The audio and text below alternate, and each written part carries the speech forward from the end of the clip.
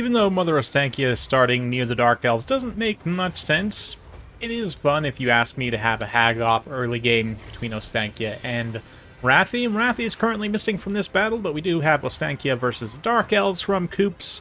On the Dark Elf side, he's got Supreme Sorceress of Dark up in the sky, a couple of Witch Elves, 3 Corsairs, front line of some Bleak Swords, some Dark Riders, and 2 Dread Knights. Very cool pick, and potentially quite strong in this matchup. They definitely offer a lot here. High defense, good offense, just really great stats all around, 120 armor, Crows of Cain as well. And for Ostankia, she's coming in with some Winged Lancers and Dervishes on each flank, the Mordheim Devourers or Beowulfs or whatever they are.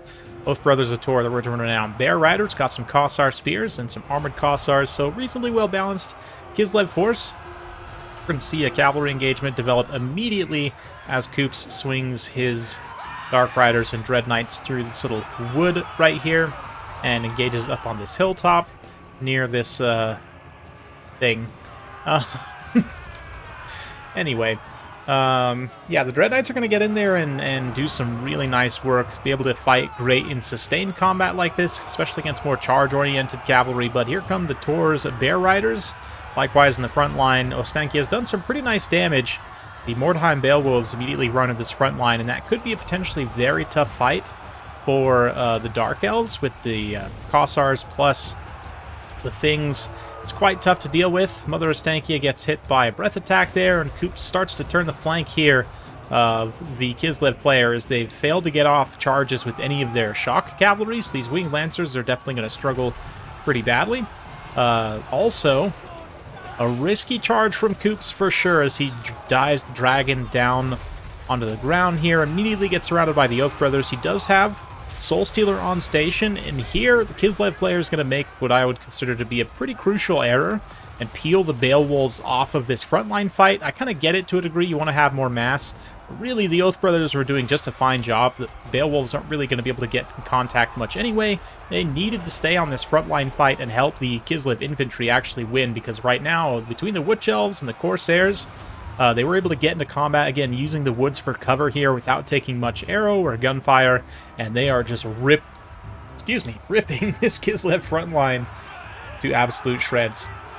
Meanwhile, the Oath Brothers and the things in the woods are kind of left to their own devices a bit as the dragon's able to escape. Their bombardment coming in, it's doing something, but Murderous Prowess is going to pop off here as these Dread Knights are still fighting on this flank, and again, the things in the woods not fighting infantry, while the Oath Brothers are fighting infantry. Just a little bit of mismatch of the elite mobility here of Kislev in terms of where they need to be, when they need to be there. Nice Flock of Doom from Ostankia, though, trying to provide some damage on that front line. And in the back, the dragon just went to go bail out those other Dread Knights. I say bail them out. Just help them decisively defeat those Dervishes and Winged Lancers. They could now move on into this center position here, helping to support their infantry against Kislev. I have to say, this color scheme for Dark Elves is quite nice. It's like a black-on-black color scheme, which is just the darkest of Dark Elves. Absolutely fantastic. Both brothers are going to have quite the pitched engagement here against all of this. They are eventually able to push back the Witch Elves here, Corsairs, but the Dread Knights especially are going to be quite tough as the Oath Brothers kind of get all strung out. I mean, they do have some infantry support of their own, of course, these Kossar Spears helping, certainly providing some support, but another nice little Flock of Doom there.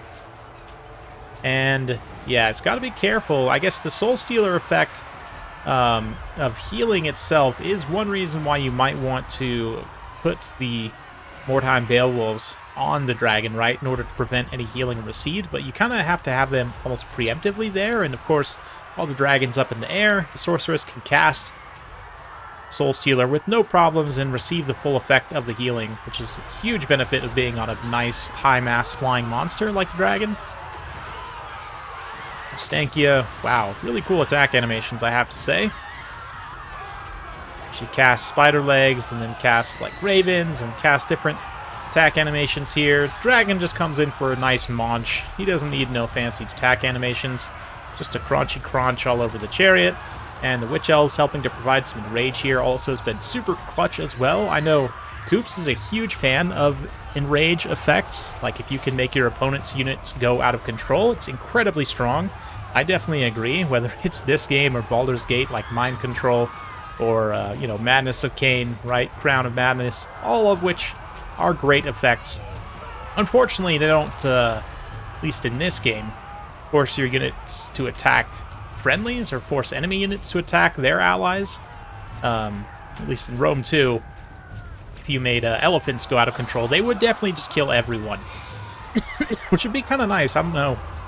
Excuse me.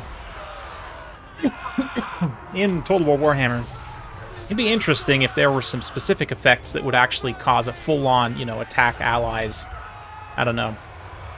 It would be complicated. I don't know if Creative Assembly could execute it well, but certainly, Koops did execute this build fairly well, as he's now kind of wrapping up the final bits here with his remaining Dread Knights. These Karens of Cain also coming in the late game, chasing some routing units, making sure those decent leadership Kislev units are not able to do much. Things in the Woods Regiment are down here. Trying to also clean up some Dark Elves. The Dark Elves have taken pretty hefty losses, but this Dragon Supreme Sorceress, just being so healthy still, probably got us another Soul Stealer in the bag, honestly. Ready to go on Ostankia once the kind of late game comes. Koops can get a cast on Ostankia and the Beowulfs together. That'll be pretty much game. Karens do count as infantry size, the Crows of Cain here. I call them Karens because of their haircuts. They're definitely here to see your manager. And unfortunately, the manager of the Things in the Woods, it's actually just Ostankia, and she's actually here, but Karens are most certainly not satisfied with her service, so they're going to take their anchor out on those Beowulfs. And they're gone. Both brothers form up with Ostankia's healing, which really is not...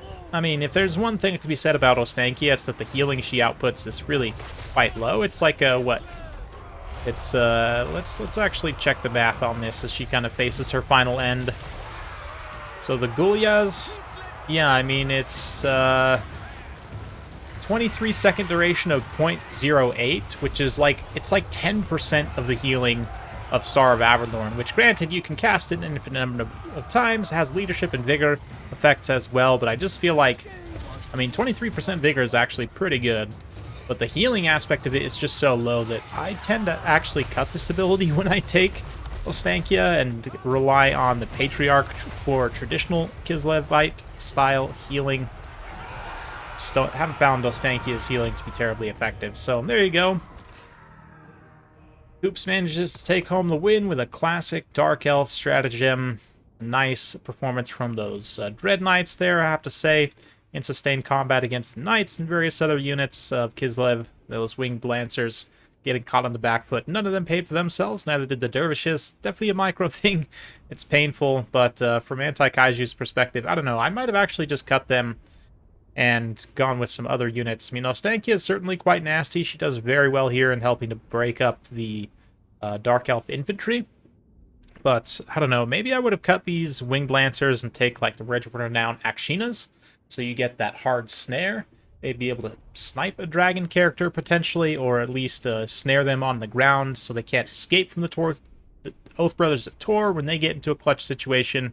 I just really think that net is so useful to have for Kislev. It's almost an auto-include for me in most matchups now. But that would kind of cut down your cavalry corps a bit. So there's an argument to be made there either way, honestly.